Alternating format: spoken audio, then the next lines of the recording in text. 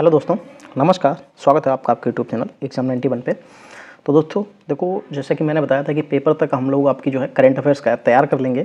और यहाँ पर जो आपके सामने जो करंट आ रही है, ये छोटे छोटे क्वेश्चंस हैं। छोटे क्यों लेके आते हैं? क्योंकि 10 मिनट में अगर आपके 20 क्वेश्चंस हो रहे हैं तो इसका मतलब आप वो उनको समझेंगे भी और याद भी कर लेंगे।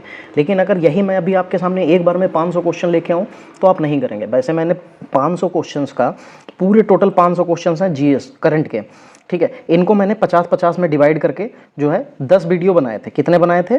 10 वीडियो मैंने बनाए थे, ठीक। अगर आप लोग वो कहेंगे तो ये आगे आपको 50-50 क्वेश्चंस का प्रोवाइड करा दिया जाएगा। लेकिन दोस्त पूरा वीडियो देखना होता है।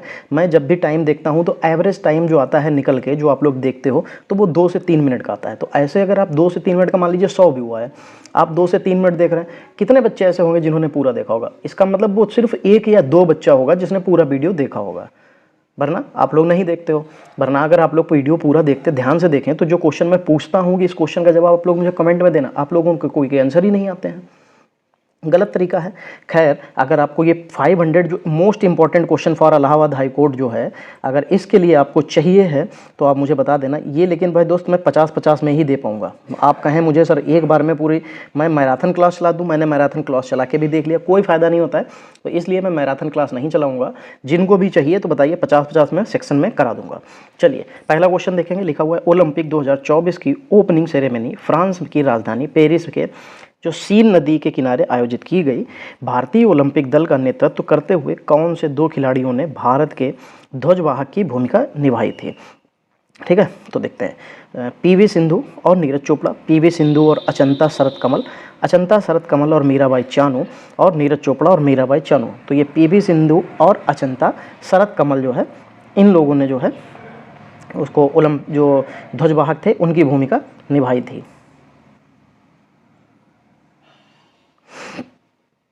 क्वेश्चन नंबर 2, हाल ही में यूनेस्को की विश्व विरासत सूची में ऐतिहासिक अहोम राजवंश के मोइदम्स को सम्मिलित किया गया है, या भारत के किस राज्य में स्थित है? तो ये किस राज्य में स्थित है? उड़ीसा, कर्नाटक, असम और मेघालय। तो ये कहाँ मिलेगा आपको? ये असम में आपको देखने को मिल जाएगा। 23 जुलाई 2024 को केंद्रीय वित्त मंत्री निर्मला सीतारमण द्वारा पेश किया गया वित्त वर्ष 2024-25 के बजट का आकार 48.20 लाख करोड़ रुपए था। इस बजट में रक्षा मंत्रालय को कितनी राशि मिली है? कितनी राशि रक्षा मंत्रालय को मिली है? 6.22 लाख करोड़, 5.99 लाख करोड़, 7.0 लाख करोड़ और 6.56 लाख करोड़। तो जो रक्षा मंत्रालय को दिया गया है वो 6.22 लाख करोड़ है। मुझे इससे कोई आपत्ति नहीं। ये 6 लाख की जगह 10 लाख भी हो जाए तो कोई आपत्ति नहीं। लेकिन जो शिक्षा का बजट है उसको कम करने की जगह पे सरकार को क्या करना चाहिए था? थोड़ा बढ़ाना चाहिए था। लेकिन सरकार ने क्या किया है, जो शिक्षा का बजट है उसको और कम कर रखा है। जो पिछले बार की अपेक्षा देखा जाए तो इस बार शिक्षा के बजट में थोड़ी सी कटौती की गई थी, जो कि गलत तरीका है। सरकार को शिक्षा को आगे बढ़ाना चाहिए। शिक्षित होगा लोग तो ही हमारे देश में जो है विश्व गुरु बन पाएगा। वरना ये जो इंस्टाग्राम पे ये जो लोग जो आते हैं ना, ये आजकल जो बच्चे छोटे छोटे से ये जो डांस करते हैं, कपल्स वीडियो बनाते हैं, ये लोग विश्व गुरु नहीं बनाएंगे आपको। ये दुनिया में आपको सबसे पिछड़ी कंडीशन में खड़ा कर देंगे। अगर 192 देश अगर आप मान ले, एग्जैक्ट नहीं तो, लेकिन चलिए ठीक है, आप मान लीजिए 100 लोग हैं। अब 100 लोगों में आपकी जो देश की कंडीशन इंस्टाग्राम पे आप देखिए जो चल रही है, उस हिसाब से आप 100 लोगों में 99 या 100वें स्थान पे पहुंच जाएंगे। इसीलिए जो अभी जो रिसेंटली जितनी भी जो आपके वो जारी हुए थे, जितनी भी जो संस्थाएं होती बड़ी बड़ी, वो उन्होंने अभी जो जारी किए थे कि उसमें भारत का स्थान देखिए हर जगह पे पिछड़ा हुआ था। तो इसीलिए थोड़ी सी चीज़ों को सुधारना चाहिए। खैर, 4 नंबर, 23 जुलाई 2024 को पेश किए गए बजट में आंध्र प्रदेश को 15,000 करोड़ रुपए आवंटित किए गए। इस बजट में बिहार राज्य को लगभग कितनी राशि प्रदान की गई? 50,000 करोड़, 60,000 करोड़, 55,000 करोड़ और 65,000 करोड़। तो बिहार को मिली थी 60,000 करोड़, ठीक है, क्योंकि बिहार राज्य खैर बड़ा भी है आंध्र प्रदेश की अपेक्षा, और क्योंकि इन दोनों लोगों से मिलजुल के सरकार चल रही है तो इनको तो भैया थोड़ा सा रखा ही जाएगा, जैसे ससुराल में दामाद को रखा जाता है। सेम कंडीशन इस समय आंध्र प्रदेश और बिहार की होगी। 5 नंबर, विंबलडन टेनिस चैंपियनशिप 2024 का खिताब महिला वर्ग में बारबोरा क्रिजिकोवा ने जीता, जबकि पुरुष वर्ग में यह खिताब किसने जीता था? तो नोवाक जोकोविच, हैरी पैटन, कार्लोस अलकराज और जॉन जिलिंग्स। तो कार्लोस अलकराज जो है, इन्होंने जीता था ये खिताब अभी रिसेंटली ही। 6 नंबर, हाल ही में ब्रिटेन में हुए संसदीय चुनाव में कीर स्टारमर ब्रिटेन के 98वें प्रधानमंत्री के रूप में चुने गए कीर स्टारमर ब्रिटेन की किस पार्टी से संबंधित हैं? Labour party, conservative party, liberal party और ग्रीन पार्टी। तो ये किस जो है पार्टी से रिलेटेड है? तो ये लिबरल पार्टी के थे? नहीं, लेबर पार्टी के थे। हाँ बिल्कुल, ये लेबर पार्टी के हो जाएंगे। लेबर पार्टी से ये रिलेटेड थे या लेबर पार्टी के ये सदस्य थे। 7 नंबर, T20 विश्व कप के 9वें संस्करण का आयोजन 1 जून से 29 जून 2024 के दौरान वेस्ट इंडीज और यूएसए में किया गया। T20 विश्व कप 2024 का खिताब भारत ने दक्षिण अफ्रीका को हराकर जीता, जबकि प्लेयर ऑफ द टूर्नामेंट किसको चुना गया? विराट कोहली, रोहित शर्मा, जसप्रीत बुमराह और हेनरी क्लासन। तो देखो, विराट कोहली तो बिल्कुल भी नहीं हो सकते, क्योंकि विराट कोहली ने सिर्फ फाइनल में रन बनाए थे, बाकी सभी में कभी 1, कभी 2, कभी 0, कभी 5, 4 ऐसे बना रहे थे। ठीक है, तो अगर हम लोग यहाँ पे बात करें किसको मिला था, तो मिला था जसप्रीत बुमराह को, क्योंकि जसप्रीत बुमराह जो था इन्होंने विकेट भी खूब निकाले थे और हर मैच में इनकी जो बॉलिंग रही थी, इनके ऊपर किसी ने भी रन नहीं बना पाए थे। ठीक है, चलो 8 नंबर, भारत सरकार ने एंटी पेपर लीक कानून अर्थात सार्वजनिक परीक्षा अनुसूचित साधनों की रोकथाम अधिनियम 2024 लागू कर दिया, जिसका उद्देश्य देश भर में आयोजित होने वाली प्रतियोगी और सामान्य प्रवेश परीक्षाओं में नकल और अन्य फर्जीवाड़े को रोकना। इस अधिनियम के तहत किसी भी अपराध की जांच कौन से अधिकारी करेंगे? तो पुलिस अधीक्षक, सहायक पुलिस आयुक्त यानी कि ASP, ऊपर DSP था, केंद्रीय जांच एजेंसी और उपयुक्त सभी। तो ये सभी लोग करेंगे। ठीक है, ये सभी लोग करेंगे। ये सिर्फ लेकिन एक तरीका बताऊं मैं आपको, ये फॉर्मेलिटी है।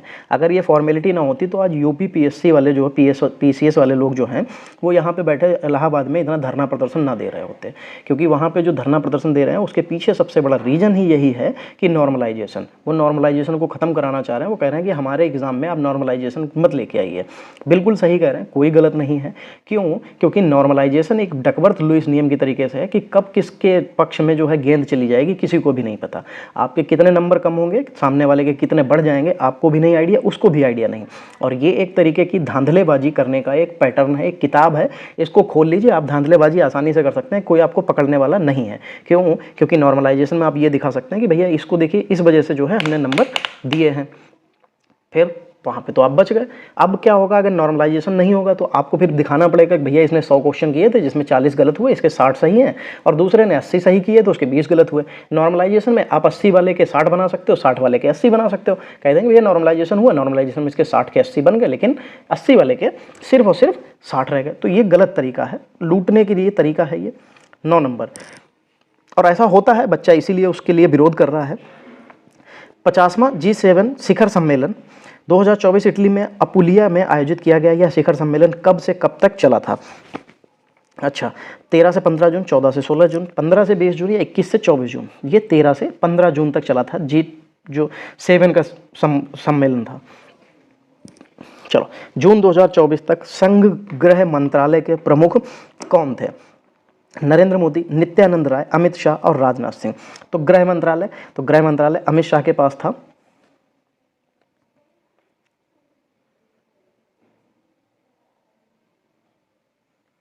हाल ही में जारी पर्यावरण प्रदर्शन सूचकांक 2024 में भारत की रैंक क्या थी? अब देखो, रैंक की बात आ गई तो रैंक इसीलिए भारत पिछड़ता है क्योंकि यहाँ पे चीज़ों को ध्यान नहीं दिया जाता। तो 170, 172, 174 या 76, तो 176 पे भारत था। बस यही चीज़ जो है दुनिया को, आज दुनिया में भारत पिछड़ रहा है। क्यों? क्योंकि यहाँ पे अभिव्यक्ति की स्वतंत्रता के नाम पे इंसान का जो मन होता है वो करता है। अब जैसे इंस्टाग्राम पे न्यूडिटी आ गई है और इतनी वल्गैरिटी आ गई है कि आप वीडियो देखिए, आप बच्चों के साथ नहीं देख सकते, फैमिली के साथ नहीं देख सकते।